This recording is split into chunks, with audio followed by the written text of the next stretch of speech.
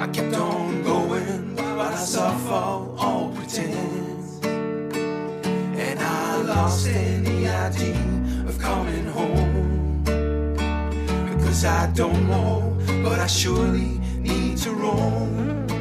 All right, welcome, ladies and gentlemen. Welcome again to the Seduction Show. And today I have a very special guest, Mr. Steve Pavlina. Steve Pavlina is a friend, but he's also an American self-help author and also the writer for a very famous blog you can find on stevepavlina.com. And he's been speaking, he's an entrepreneur, and mainly I think a self-help author. He's a friend, I also said, and we met the first time in Las Vegas in 2011, I think. I'm not sure anymore. But I do remember that we were all hanging out at the house there. Zan was there. I remember Steve Pickus to be there a lot. Steve was there. And a lot of people coming in and out. And that was my first contact. But I had already been reading his blog. And on several different self-help topics. So we stayed in contact over the years. And as I'm doing a series now of interviewing men that inspire me, and I'm looking for what capabilities they put at the service of humanity, it was only fitting that I reached out to Steve and asked if he wanted to come on the Seduction Show, and gladly he accepted. I'm very excited to have Steve here and to listen to him for the next hour or so and really understand where he's at, what he's doing, how he's doing, and what kind of people he could be helping. And hopefully it resonates with you, and then you can check out his work. How you been, Steve? Great, Hans. Thanks for having me on the show. Yes, my pleasure. Really, I'm very excited to listen to dive a little deeper in your work. Speaking of which, what are you working on right now? What is your what's on your mind? What's on your plate? What do you get up for in the morning? Oh, this year has been a whirlwind of activities. There's a number of things that have been like big changes going on. One of them is on December 24. I got this idea in my mind, actually a little bit before then, but I started on December 24, which was to blog every day for a year. And every once in a while I do these 1-year challenges. Like I've done it with exercise a couple times. My wife has just passed 2 years of doing daily yoga, like never missing a day for 2 years. And in the past I would do a lot of 30-day challenges, but there's something extra inspiring about committing yourself to a whole year. And it kind of ties in with seduction, except you're looking at it from the angle of what big stretch goals are seducing you. And like they're tempting you in the back of your mind. And this one has been tempting me for a while. And I finally decided to commit to it. So since I started on December 24 and I decided to go to the end of 2020, it turned out to be, I think, 374 days, because this is a leap year too. So it's got 366 days. Damn. So I was like, oh, really? An extra day in there too? So I think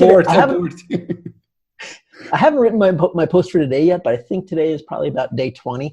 So I'm doing it strong so far. And it's really amazing just how much it has amped up my creative flow. Yes. And before I would write, somewhat sporadically, but like last year, I think entirety of 2019, I think I wrote 30 some blog posts, and now I'm going to be, probably more than 10 timesing that this year. So that's a huge step up. I used to blog a lot more when I first started, but then lately I've been getting involved in other things, speaking, doing courses. We have a coaching program. So I've just been, diving into so many other areas, but this is like more of a back to basics thing of just putting out a lot of value for people for free. Not even doing short posts too. I think I'm averaging about 2,000 words a day. Wow. I was going to ask you, how long is a blog post for you? Yep. Historically, my average is around 1,500 words per post. So I tend to blog longer than most people. I don't really do a lot of the short form content. I like to really dive in with a lot of depth there. Yeah. And so that's been really cool. My blog traffic has nearly doubled since I just started doing this. So it's bringing in a lot more visitors and repeat readers, and there's a lot of engagement. But on another level, I feel like there's all this extra energy being sent my way. I don't know if you're into that kind of angle, like we transmit energy to each other over a distance. or if your listeners are into that, but it's definitely something I perceive a lot as a writer. Like whenever I make a new blog post, there's like an energetic feedback I receive. Yes. Like as if you feel the emotional reaction that people are having as they're consuming it. But now it's like so much energy coming at me. I'm working like 16, 18-hour days. I probably averaged about 5 hours of sleep a night this year so far, and just going. It's just like, I feel like I'm just surging with inspiration and motivation. Like the more I write, the more ideas just keep coming through. It's like just total opposite of scarcity. Yeah. You get a lot of energy. You say you get a lot of emails and reactions too? Yeah. Emails, reactions, people sending me stuff on social media. Yeah. All kinds of people reaching out, just mostly expressions of gratitude, like it's a, personal development website. So a lot of the articles are about how to solve problems in your life, personal transformation, stepping up in different ways. And what I didn't expect is that when I announced this challenge and I was committing to it, it inspired a bunch of other people who had, many of whom had already been thinking about doing some kind of similar challenge. Right. And now there's probably like 15, 20 other people who've committed to some kind of 365, 366 day challenge for this year. And they're mostly about creating and publishing something each day. Like, it could just be making an Instagram post each day, or a blog post, or making a video each day. And that's a real tremendous stretch experience when you dive in and you express yourself that frequently. It really makes it so much easier in the long run. Yes, I think it's great. Well, you'd be glad to know I'm one of those people. Oh, yes, I know.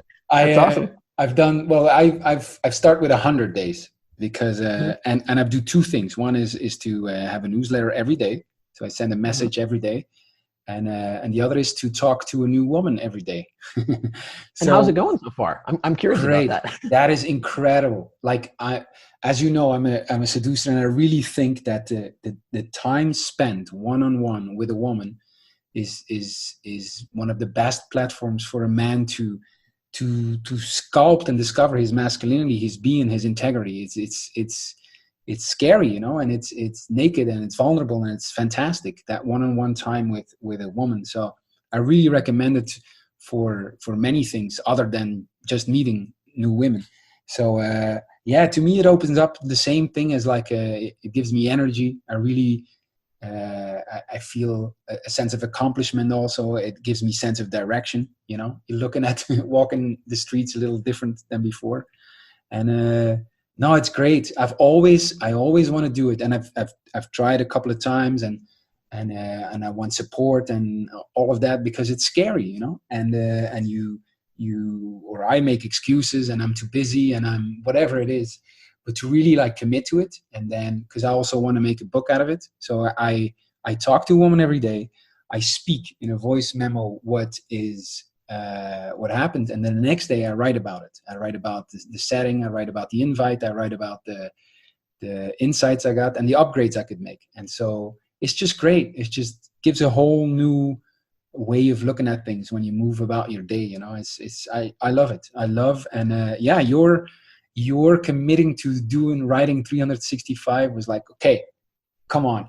I got someone who's doing it also. I can do this too, So I committed to two things for 100 days, and then I'll see if I continue or not. Yep.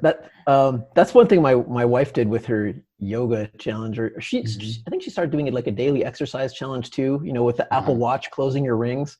And she did 100 days, and then she finished that.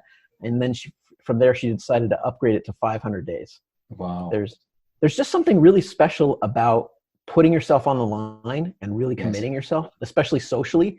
Yeah. Big thing for me is always I blog the commitment. I put the commitment in a blog post and I tell the world I'm going to do it.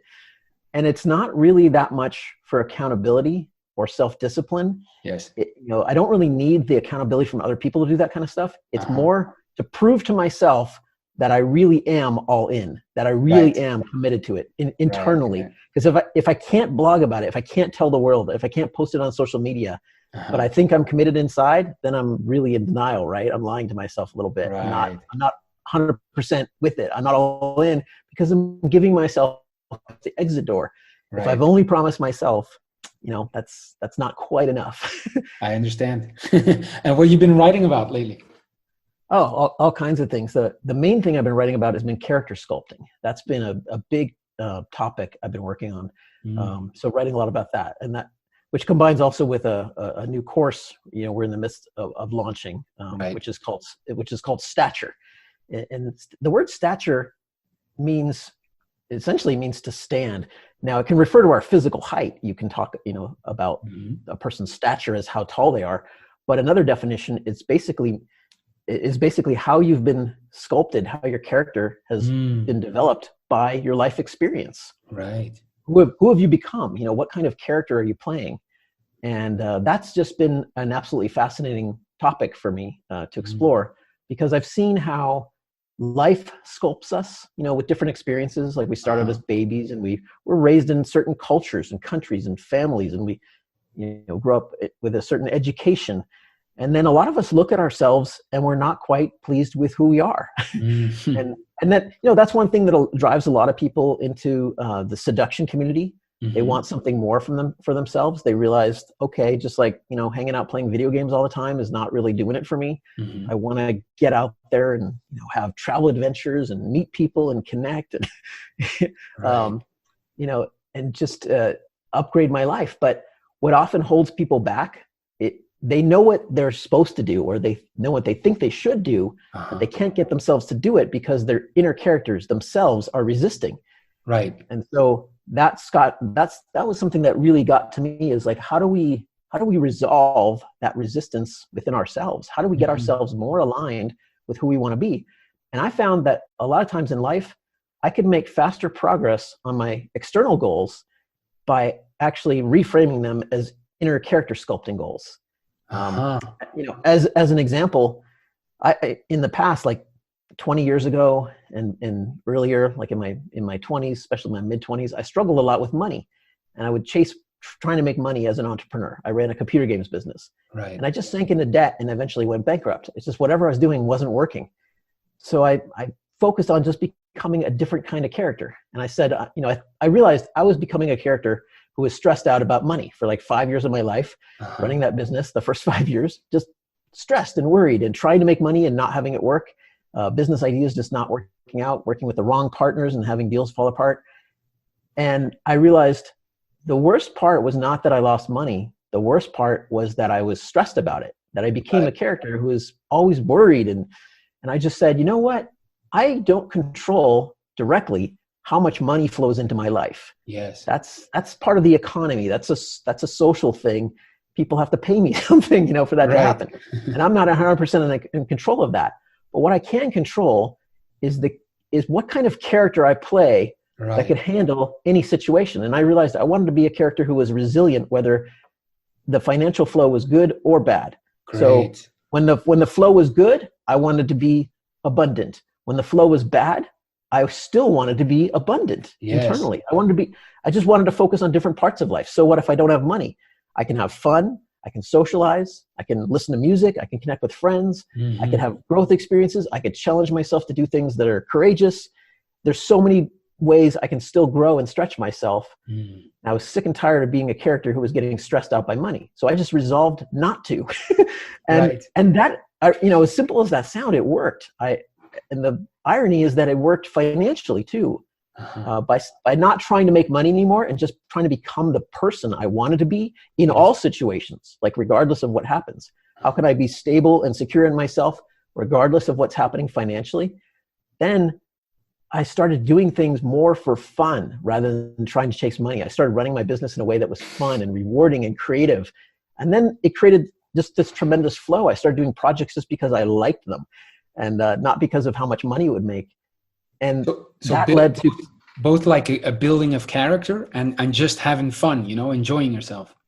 Yep, exactly. But I wanted to play a fun character, so that was part of the thing. I wanted to have more fun in my life and not be so stressed out every day. Right. And that led to creating a game that I really liked because it was fun, and then it won some awards and went on to sell really well. And then basically, that was 20 years ago, and every year since then in my life, I remembered the importance of that lesson. And I really stopped trying to chase money and just focus on being a character that's creative and flowing and having fun. And every year in the past 20 years has been pretty financially abundant. And it's just been getting better and better because of becoming a character, becoming a character who could have a positive relationship with money, Right. regardless of what happens.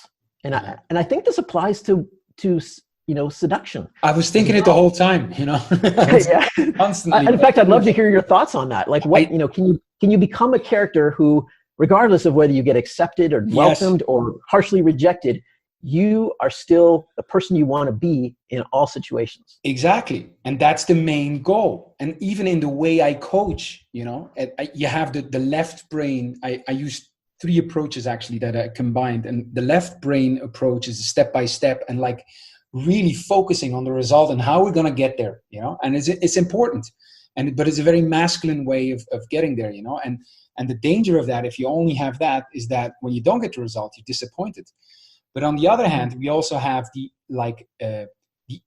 identification, and it's a right brain approach where I let guys identify with the idea of being a seducer, and that this is a way of moving through life. And it's not only about getting the girl, but it's about being a guy who moves through life in a certain way that is beautiful, that is gracious, that is fun, and the way I coach is by reading books or movies or just talking informally with guys, being among other seducers, let's say. And that's more a right brain approach, and combined they're way more effective. I have a third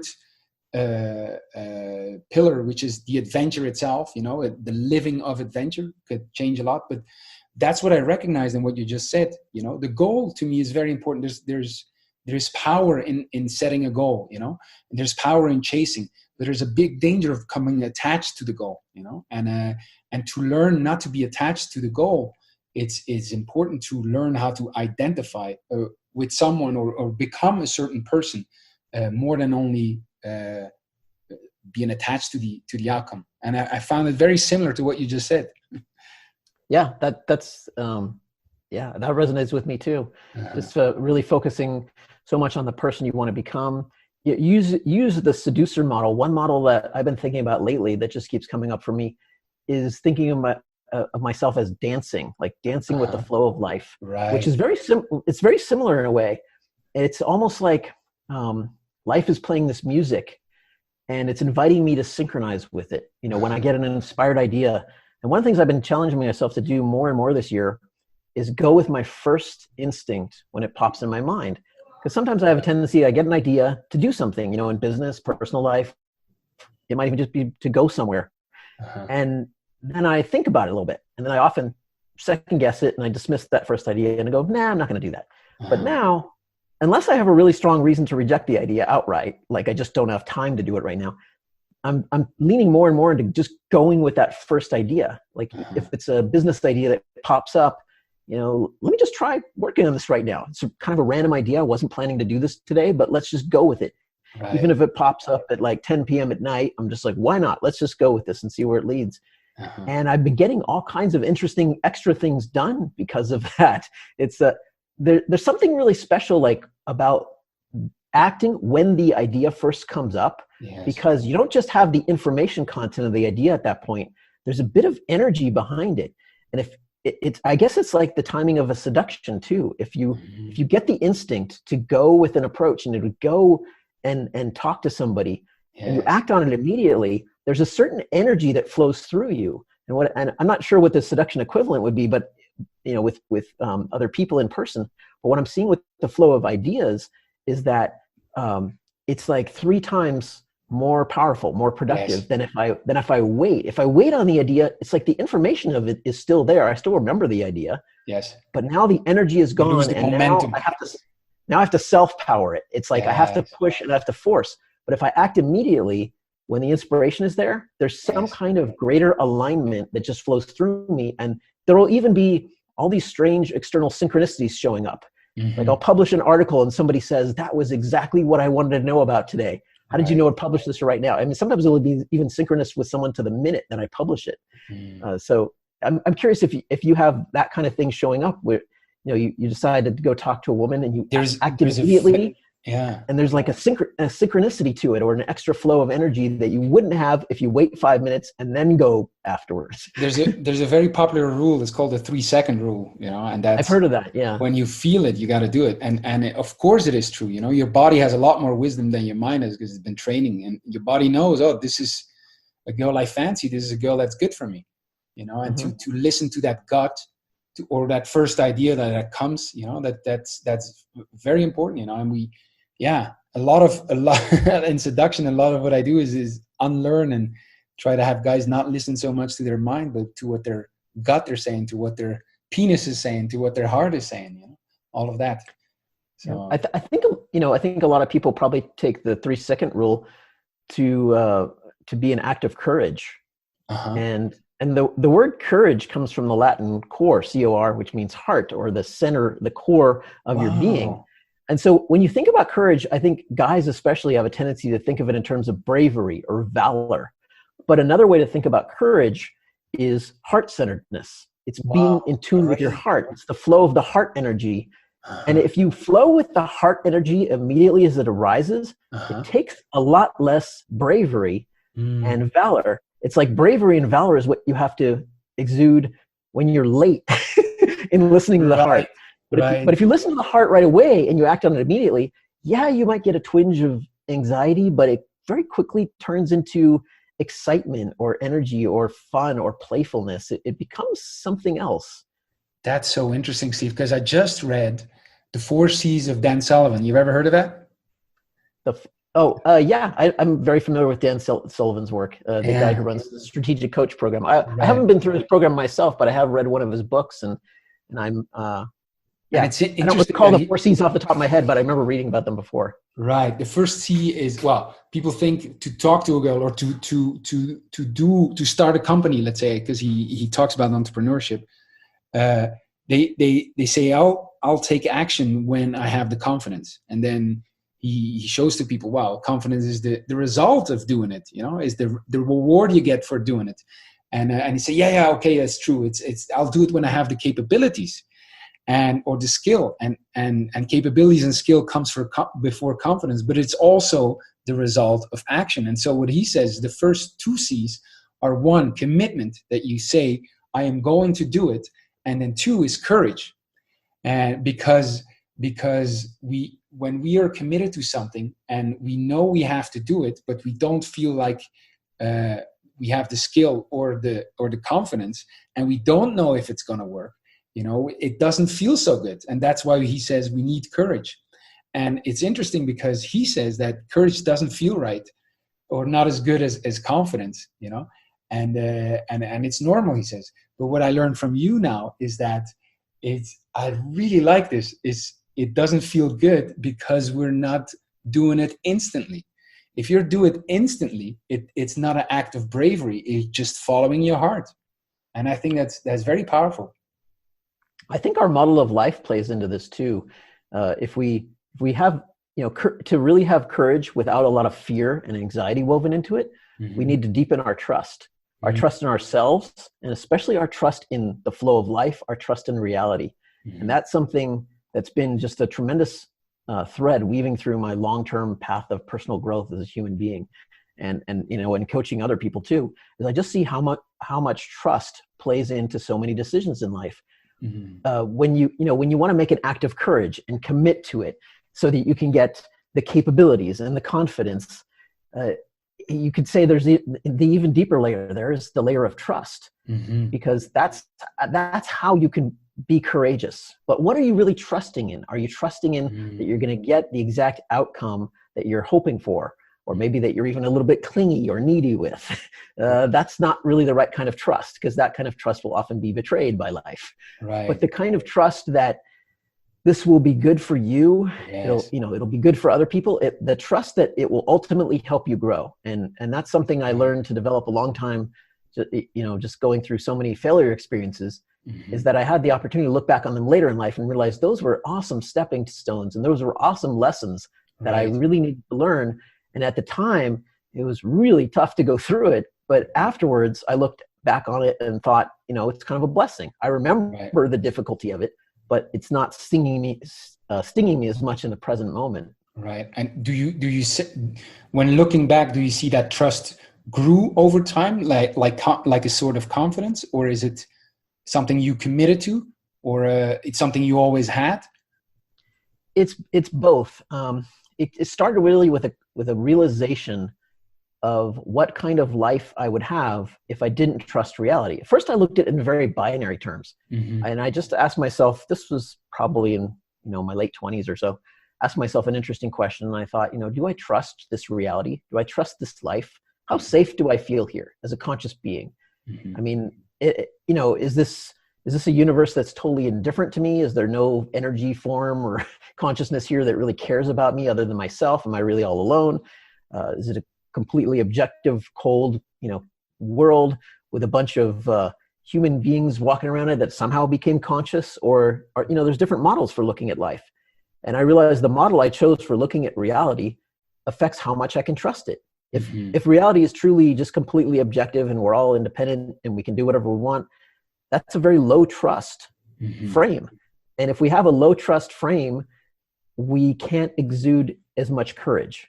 Right. But if we switch instead to a high trust frame, like I see this as, a frame I like using is, hey, this is one dimension of existence. We're perhaps conscious beings, and maybe this world that we find ourselves in is more like a simulation or a training ground. And it's designed to train us to become more conscious and to develop characters that we really like and that we enjoy playing. And then maybe even after we die, there's, who knows, other realms of existence. Everything we have that's of a physical nature is going to stay behind here, but maybe somehow our consciousness, switches dimensions or goes somewhere else. And perhaps we even have other experiences beyond that.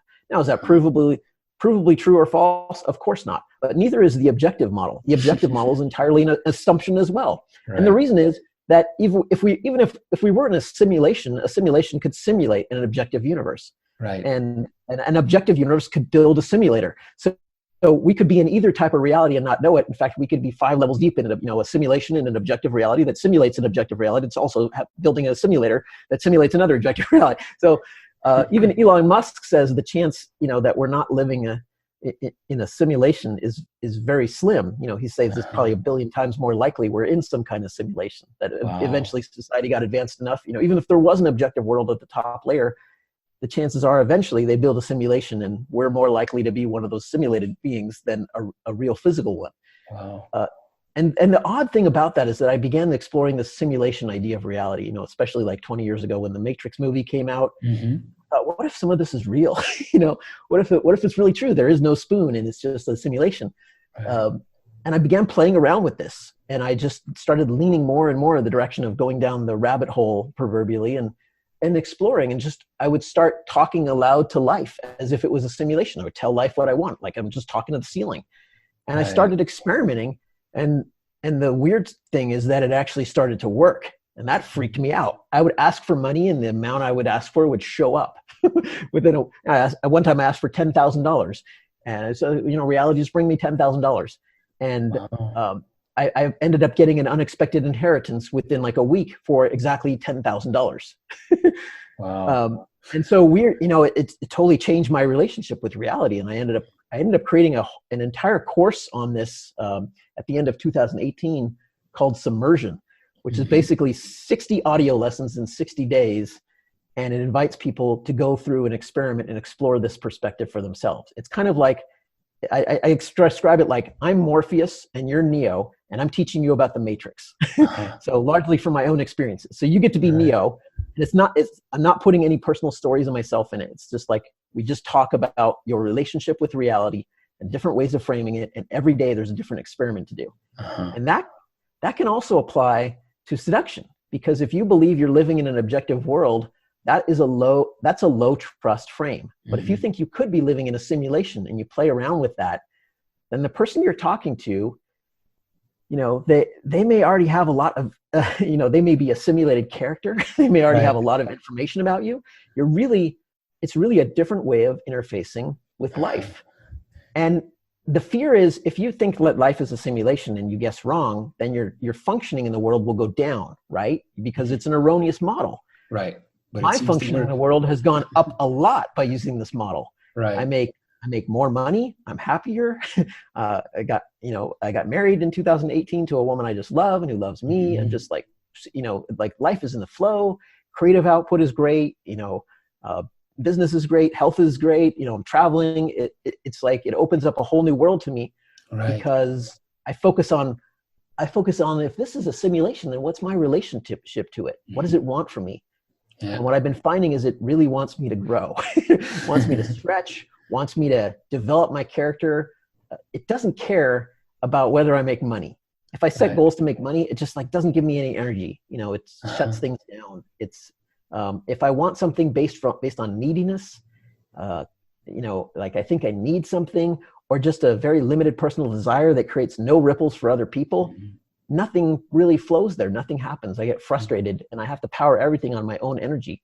But if I set expansive intentions, like I want to explore the nature of my relationship with the simulation, and then create a course on that and share it with everybody else and invite people to do this together as like a social experiment, or the current stature course we're doing now. I want to, invite people into this experience, and let's all sculpt our characters together.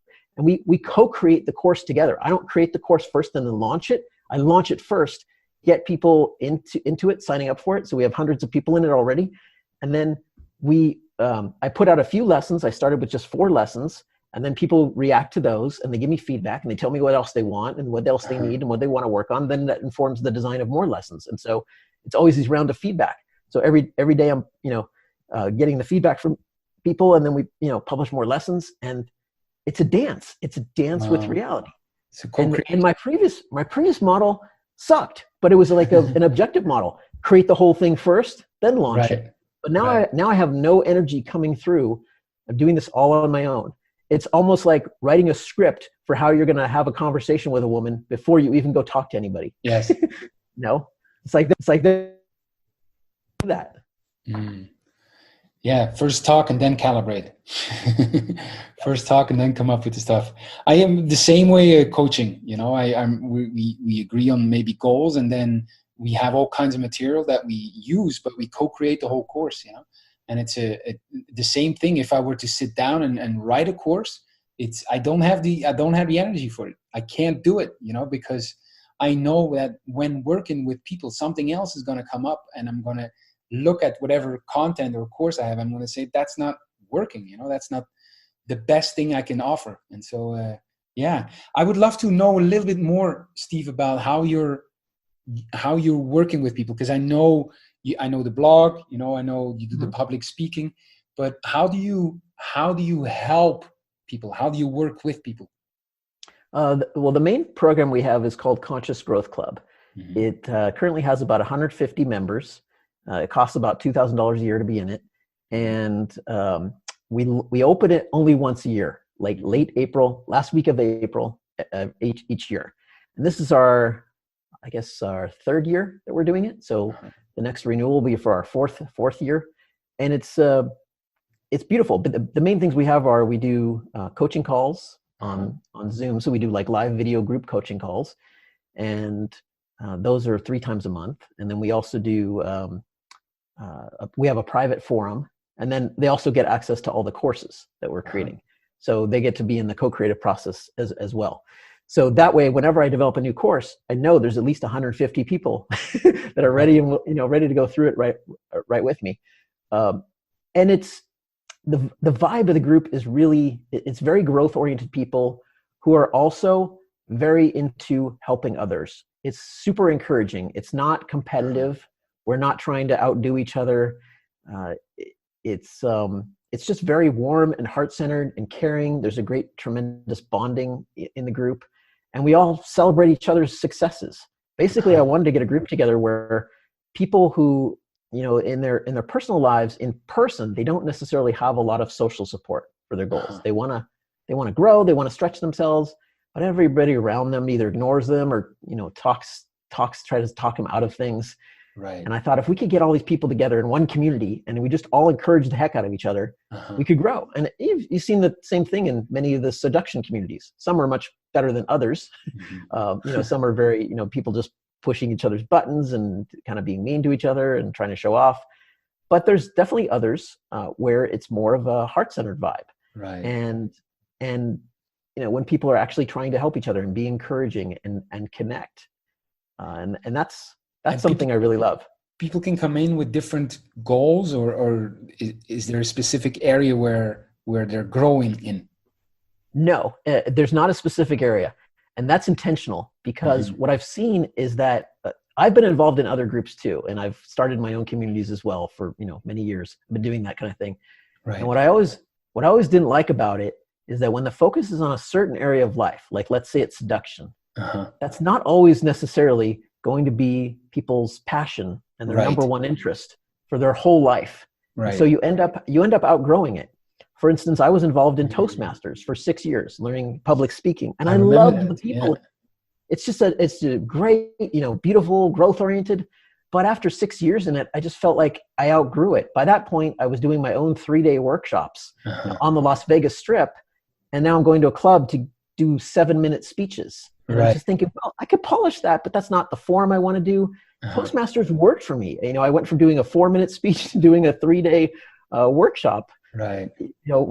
With over 100 people there, and it's it really got me where I wanted to go in life. And it was sad that I felt like I outgrew the structure of the group, even though I wanted to keep connecting with the people. Right. And so my goal for Conscious Growth Club was I wanted to create a group that is focused on personal growth across the board. Whether you want to grow in your business, your health, your finances, spiritually, there's always something for people in the group. And that's because growth ultimately comes down to core principles. Courage is one of them. You know, that's one of the 7 principles we focus on in the group. Truth, love, power, oneness, authority, and intelligence are the others. There's always, and these elements, they show up no matter what kind of challenge you're working on. If you're working on seduction, there's always an aspect of truth. If you're in business, there's always an aspect of truth. Your finances have an aspect of truth. It's getting in touch with what's real. There's an aspect of courage, no matter what area you want to work on in life. So it's not that we're generalists, it's that we get specific about the core growth accelerators, and then we learn how to apply them in any area of life. So the cool thing about this is that you can never outgrow the group because the group is about growth, and you can't outgrow growth. Right. So you get to, I want this to be a group that's still around in 20 years or more. Nice. So some of the same people who are in it today could still be in it 20 years from now. But they'll be working on different challenges, using this, but still connecting with the same friends. And what do you feel is what are the capabilities that you've developed that you could put at the service of this group? What are your strengths? Also, what's your role in it? One is, I'm like, sometimes I think of myself as the head cheerleader. I'm not in competition with anybody in the group. Right. I feel very happy with my life. But I've got a good balance of really liking and appreciating the life I have, while also still wanting to grow, still feeling a lot of ambition and drive and energy to create more and express more and share more, and do different challenges in life. And so my role is partly to I like to be a good role model. So I do a lot of the challenges in the group with the people. Every month, on the first of every month, we start a new 30-day challenge in the group that we invite people to do. Right. This month it's about self-expression, so it kind of aligns with the 365-day challenge. Express yourself to the world some way, whether it's a blog post or making a video. So a lot of people are diving on that one. And really, it's to I think the core I got to focus on is holding the right energy of the group. This kind of group is really sensitive to the right kind of energy. So I really focus on trying to attract the right kinds of people, nurture them, encourage them, and mostly accept them as they are. Like people can be starting from a really tough situation. We've got people going through relationship breakups. Some people are struggling financially, and that is all fine. There's no levels here where somebody's better than somebody else because they're making more money or because they have a relationship and the other person doesn't. We all focus on encouraging each other where we are, because there's always somebody in the group who can encourage you when you need it, And so it's really to my role is really, I think most importantly, to foster and establish and maintain a really strong culture of cooperation and really, helping people get their lives aligned, helping people become the characters they really want to be. As we keep making progress, and people are, the group just gets stronger and stronger. We're really seeing an energy increase this year. I think it's partly from the creative challenge a lot of us are doing, partly from the new course that we're going through together, and partly just from it being 2020 and people getting excited about that new year, that January energy coming in, and decade like New Year's resolution time, and makes people, actually it is the most busy month at the gym. Everybody joins the gym in January, and then it's kind of empty in February. What we want to catch that energy and sustain it, build it up. That's great. What I hear is both like a great support, accepting how you are, not needing to change, and then like a freedom of an invitation more like to growth. That's what I hear when you talk about this group. I think it's very powerful. I stress more and more now the being like, have a clear set of goals and agree on the results. And that's in a way also dangerous, because you can set yourself up for failure. What I hear from what you're doing, and maybe I'm wrong about this, is that there's an open-ended invitation to grow and to keep growing, no matter what that means to someone. Absolutely. This is not a group for people that want to just reach a certain point in life and then they're done. Like they want to make a certain amount of money and then they just retire and they die. It's or you just want to have a family and settle down. It's fine. You can achieve those goals. That's great. You get to decide what goals you achieve. The group doesn't dictate what your goals are. You decide. What we do though is we go over your goals. Like you share your goals with the group every quarter. We have a quarterly planning session 4 times a year. Okay. And it's a 5-day thing where we, it's kind of a 5-day process that we do in our forums. So each day people answer different questions. And the one is kind of just assessing what happened the previous quarter. And then they start setting goals, and then they refine their goals. And then we make sure their goals are aligned with their values. And then they turn them into action steps and start working on it. And what I find is that, people can be in any point in life and they can still rate certain areas of their life on a scale of 1 to 10. They can still rate it a 10 if they're growing. Like you could have a terrible financial situation, but if you have some clear goals you're working on and you're growing and you're making a commitment to them, you can rate that area of your life a 10 because you're excited about the energy that's flowing and it's going to change. Something's going to get better. Like I for the first time in my life, my history a little bit, I looked at my business and I tried to do my business, and I had some minor victories with it as an entrepreneur and as a businessman. But the joy that I feel, of the invigorating power of identifying with being an entrepreneur now and knowing that I will figure it out, because I've committed to it and I love it, that is worth so much already, just to see that change and know there's a path and be joyful and anticipating what's to come, that makes me now a 10 on 10 as an entrepreneur or a businessman, even though, the big results are in the future. Yeah, I understand that. It's great. Yep. That's what we celebrate. We celebrate growth. If your exercise challenge is to go up a flight of stairs each day, that's, and that's growth for you, we celebrate that. If your exercise challenge is that you want to go from running a marathon to an ultra marathon, we celebrate that with you. We're in awe of you, but we celebrate that with you. It's like, it doesn't matter where you are in life. It's about getting yourself aligned with a long-term path of growth. And one of the things that makes me not feel judgmental of where people are starting from is that, I've had a lot of stumbles in my past. I've gone bankrupt. I've been through a divorce. I got kicked out of my apartment one time because I couldn't pay the rent. A little over 20 years ago, that happened to me. And when I was in my late teens, I got arrested 4 times, including once for felony grand theft. So I've had a lot of screw ups. And so if I'm going to point the finger at somebody and say, you're not growing enough, you're not at a high enough starting point for this group, it's all I have to do is go look back to my past and see how screwed up I was at various points and how much I needed to grow and how helpful it was to have sources of motivation and inspiration that were non-judgmental, that could look at me where I was starting from and say to me, you know what?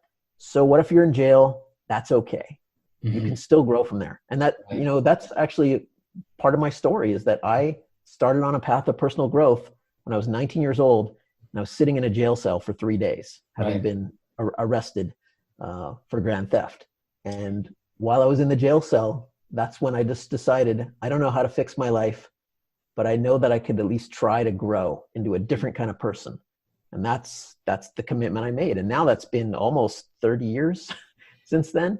Wow. And it's that decision just made such an amazing life. I went through more screw ups, of course. I made many, many more mistakes.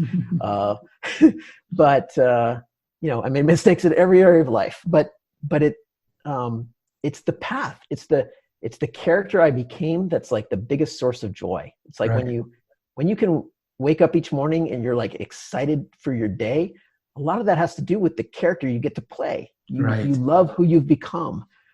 And then when you look back on those painful experiences of your past, like, you know, I remember what it was like sitting in jail. I remember what it was like having to go through and fill out bankruptcy paperwork, or go through a divorce. You end up with a feeling of gratitude because of how it sculpted you, because it made you who you are today. And if you could go through all those experiences and still emerge a stronger person, it's powerful.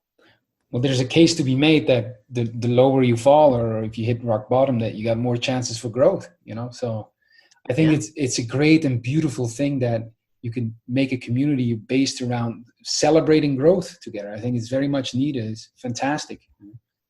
Yeah, it ties in with trust as well, because if you have to trust life to know that when you fall, there's a reason for it. And so that's a really powerful thing that makes me feel like I can take a lot more risk, because I know if I fall, it's happening for a reason, and that it's only going to make me stronger in the long run. It's only going to develop my character differently, you know, and it'll round out my character too in ways that it needs to be rounded out. If I'm too aggressive or overly ambitious and taking on too much, I'll feel that, and I'll stumble a bit, and then it helps me create more balance. And if I'm too under ambitious and too lazy, then I feel bored and I feel listless. I feel unsatisfied with who I'm being. And then that, you know, that impacts my character sculpting. So we react very powerfully to who we are, because we have to deal with that every day. You know, every day you wake up, look at yourself in the mirror. That's you right there staring back at you. Every hour you got to carry and drag your character with you. Now go make that man happy. Yep. If it is a drag, that's, you know, that's like you could see that as a curse or a punishment, but if you really trust reality, then you learn to see it as an invitation. Right. It's an invitation to step up and grow, and like, okay, you don't like the character you've become. Who do you really want to be? And what are you willing to commit to get there? Right. Fantastic. You have this conscious growth group, and that's once a year, right? And that's a year long. It's starting once a year we open, and then it has like our forums are active every single day. So it's a very flexible group though, but we open late April every year. And do the people stay in the group, or is it a group that's together, goes for it for a year and then disbands, or do they stay? No, they don't disband. People have the option. They can quit the group or they can stay. So we'll see when April comes around, how many renew and how many new people join. Right. And then I expect each time some people will leave and because they'll think it's not for them. Some people they join the group with the best of intentions, but they really aren't living as characters who are super growth oriented in this kind of way, and they're going to want to invest more in this type of community. It is an investment. The biggest investment is not money, it's time. It's that you have to find a way to carve this out for your life. I mean, I work on personal growth full time. This is my life and my livelihood. So I invest a lot in this community. I want to nurture it for the next couple decades at least, if I'm able to do that. And it's, you know, the community is in so many ways self-supporting too. So if I tried to shut it down, people would revolt and try to kill me. they won't there's just so much love and, you know, connection in the group. There's definitely some people that really want it to keep going. In fact, one person actually asked, you know, can I renew early, even though it's months away from needing to renew? They want to just like put the money, you know, I'm like, sure, if you want to pay early, go ahead.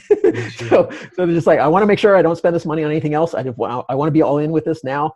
And then I don't have to think about it, because I don't want to take any chances that the money might disappear and I won't be in the group for another year. So that's awesome. I love seeing that kind of commitment. And I just, you know, we we all feed off each other's energy there.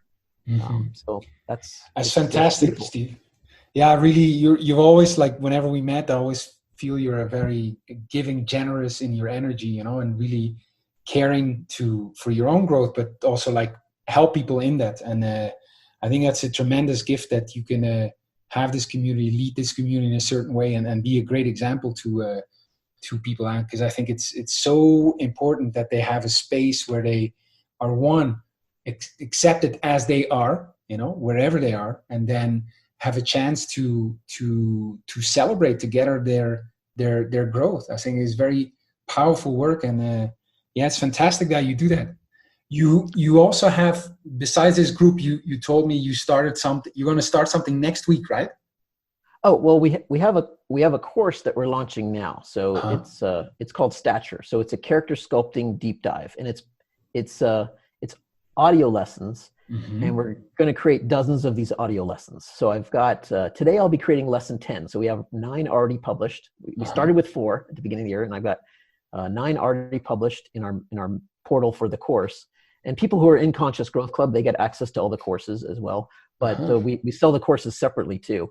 And so we're doing a launch for it. This is going to be a $997 course, but we're offering a launch discount during this time for $297. So that's 70% off, $700 off the price. And that's mainly because when I launch something new, the people who find out about it first are mainly the long-term followers of my blog, people who follow me on social media, subscribers to my email list. The followers of the Seduction Show.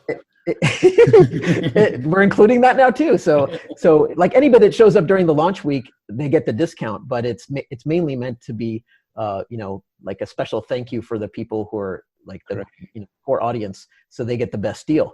And that we were going to do that for just a week, but a lot of people said they needed more time, and I was a bit late in just getting some of the launch materials online. Like I wanted to make a video introduction, like a video invitation. Right. It took me way longer to do that than I wanted. So I didn't even get that posted till like a half hour of what was going to be the deadline, half hour before. So I was like, okay. And it's a 35-minute video. So that was kind of ridiculous. like you're going to go 5 minutes over the deadline just to watch the video. Just if you were right there on the website when it was exactly published, you'd go 5 minutes over, and then you'd miss the launch discount deadline. Said, all right. That was, my bad. So I'm going to extend this for a week. And so we're going till January, all the way through the end of January 16, like till midnight Pacific time on January 16. Okay. January 16, 2020. Then that launch discount is active. And we already have, last I checked, we had 262 people signed up for it. Great. And that's not counting the 150 who are already in Conscious Growth Club. So we already have over 400 people with access to the course. Wow. Even at $297, it's already up to like almost $78,000. And so it's a good year. It's a good year. And when the finances are flowing from these courses, it's really supportive of me, and that I don't really have to worry about generating income in other ways. I just focus on supporting the people going through these courses. It's very win-win. And when people pay for the course, they feel, I'm so used to doing free content. I've done millions of words of free content and blogging.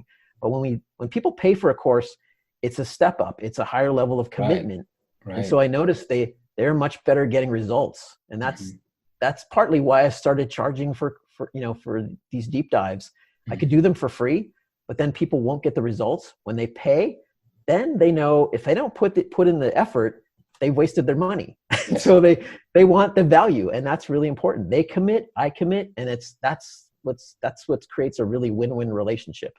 Who would you say this course, this specific one that starts on the 16th, who is it for?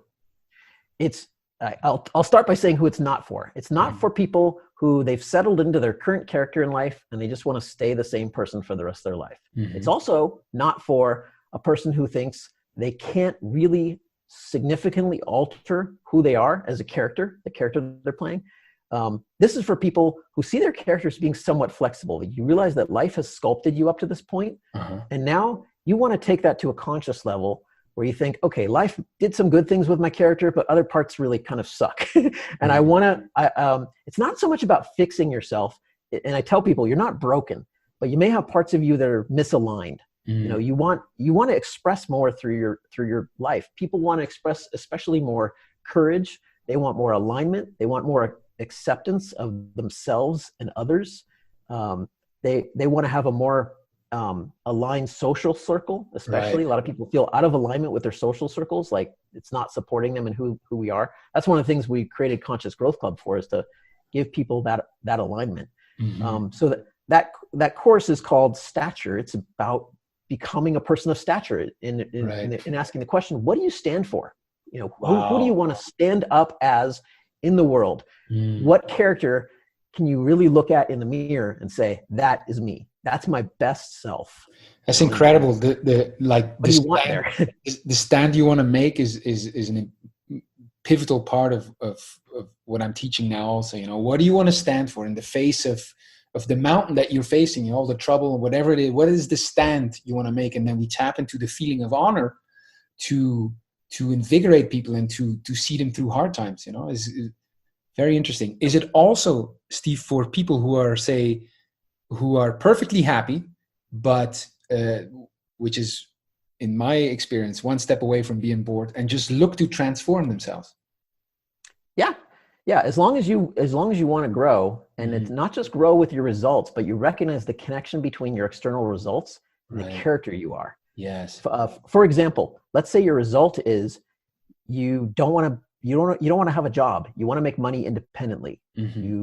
Last time I had a job, I only have one job in my life where I was somebody else's employee. I worked at a video game store in Hollywood for $6 an hour back in 1992. And I got fired from that job because I asked a customer out on a date, and that was a no-no. And you know what the irony is? In my own business, Rochelle and I met. Rochelle's my wife, and she and I met at my first workshop that I did in 2009 in Las Vegas. And so I married a customer. so that's kind of funny. But with the job idea, I after I got fired from that job, I'm like, screw this. I don't want to have a boss again ever. And I did some contract work for a while, and then I became an entrepreneur. And I've never had a job since working for anybody else. I've never been anybody else's employee since 1992. And I love that. But what it really took was not just setting that as a goal, but setting a goal of like, what kind of person do I have to become to never need a job? Because I was able to do that broke and sinking into debt. That was kind of easy, but also very stressful. But how could I have financial abundance and lifestyle abundance and really live a fun life and still not need a job? And that required sculpting my character. And then that required more specific decisions like, okay, how am I going to do this? And when I realized what I want to do is I want to be a person who generates income from his own creativity, but in a social way, like sharing creativity and really co-creating things together and having fun and creating group growth experiences that inspire and uplift people, like bringing a bunch of people together and focusing on some area of life. And we just encourage the heck out of each other. And we just, we focus on uplifting everybody in the group. And my role is like to facilitate that kind of energy and help create the positive culture for it and share ideas. I share the content. That's like the backbone of the structure, but then people are adding their own stuff to it, sharing all their energy and their results. And that's the thing I discovered is like, if you want a result, don't necessarily target the result directly. Don't try to get the relationship partner if that's what you want. Seek to become the kind of person who will know no scarcity in that area. Who will always be able to find a relationship partner whenever you want, because that will eliminate all clinginess and neediness. It'll give you a true, deep inner source of security, because if even that person leaves you, you'll get another relationship partner. I feel very secure in my relationship because I know if anything happened with me and Rochelle, I can attract another relationship partner quite easily, because I've become the kind of person that can do that and that is not going to be clingy or afraid of that sort of thing. And that's a really powerful distinction. And that's what we're working on in the stature course, is like figuring out what you really want and then who do you have to become to get there. People who are listening and want to say, I want to jump on it, and they can until the 16th.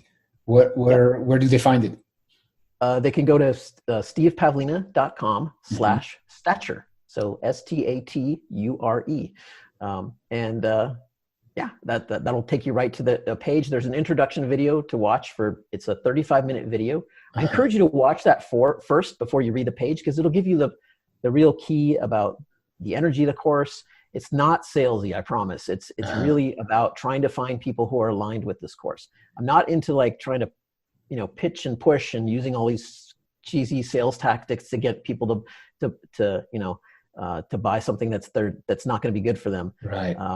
Don't do it on the 16th at 11:30 though. Yeah, exactly. Not that late. You can do it, maybe like 11 if you want. And we'll probably also in real time, I show, because I really am into transparency. So I show the real sign up count on that web page. So right at the top of the page, you'll see how many people are currently signed up for it. Last I checked, it was 262. And it'll probably be a somewhat slow weekend. We'll most likely see a big surge on the 16th when the deadline is there, because my audience has a lot of procrastinators in it, and that's one of the things we're working on sculpting their characters to improve upon. For more general things, to get know more about you and your work and the history of your work, is it still stevepavlina.com? Is that the blog? Yep. Well, the blog will be at stevepavlina.com/blog, and that'll show you the latest articles. Or you can click the blog link in the menu and go to the archive page, or there's actually an archives link right at the top of the site too. If you want to see all the stuff I've written all the way back to 2004, there's a couple million words of content on the site for free. And moreover, all the free content that I've written, this is not true of the courses or workshops or things like that, but all the free blog posts I've written, they are uncopyrighted. And they're donated to the public domain, which means that I don't try to protect ownership of them. So I encourage people, if you like articles and you want to share them, feel free to republish them. You can even create books and products out of them if you want and sell that, and you keep the money. I just want to share the ideas. You can translate them to other languages. Many people have. If you search on my name on Amazon.com, you'll see that I have over 150 books published, including in different languages. That's from people. I don't get royalties on those. I just have one book that I published with Hay House in 2008, which is called Personal Development for Smart People. All the other books are other people creating different compilations of my free work, and they sell it. They keep the money from that. But I still feel aligned with that because it creates positive ripples and it can even benefit me financially too, because some of those people will read those books and then end up coming to my website and they might sign up for a course or go to a workshop or go to Conscious Growth Club. So it's basically a way of turning piracy into free marketing. I remember you made that decision a couple of years ago. It's fantastic. Have you ever had people come and ask you to sign a book that was a compilation of your work that you didn't really put together? No, not yet. Mainly because it's mostly stuff online. It's mostly ebooks. There are some print publications. I think a Russian publisher has published at least 4 books in print, and I know a Chinese publisher has been working on something. That's cool. It's kind of cool knowing that in certain countries I have a following. I have a following in the Middle East, and I've never been there. I have a lot of fans in Russia, and I've never been there. And it's partly because of the uncopywriting, encouraging people to share. Right. Well, fantastic, Steve. I really recommend it to guys. I remember I was reading your work before I met you. I remember How to Become an Early Riser was one of the things that I read. And there's 2005, I wrote that one. Wow. There's very insightful articles there, and on various topics. So I really recommend anyone to go and take a look. And also, if you get a chance to work with Steve, he's very positive and a supportive leader and coach. So, Steve, thank you so much for giving some elaboration and explanation of what you're doing with the questions you're sitting in and the projects you're working on, and giving me the time. And I'll keep recommending your work to my following. And I hope that we see each other soon in Vegas or some other place. Absolutely. Yeah. Well, if you want to, I'm going to be in Panama in about 10 days. So if you want to come up to Panama, meet me halfway. Well, actually, it's more than halfway. It's pretty close. Yes. We'll be right at the Panama Canal. I'm there. At a neutral zone, we should meet. All right. Yeah, exactly. Let's see you soon. Let's see each other soon. Bye-bye. Absolutely. This was delightful. Thanks for inviting me. Thank you for being here, Steve. Thank you very much.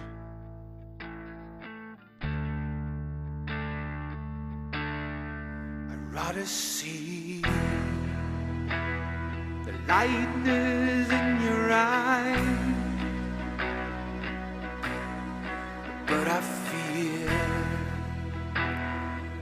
greatness of your life.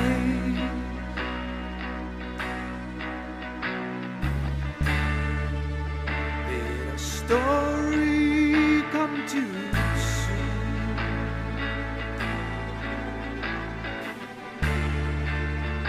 Are the flowers yet to bloom?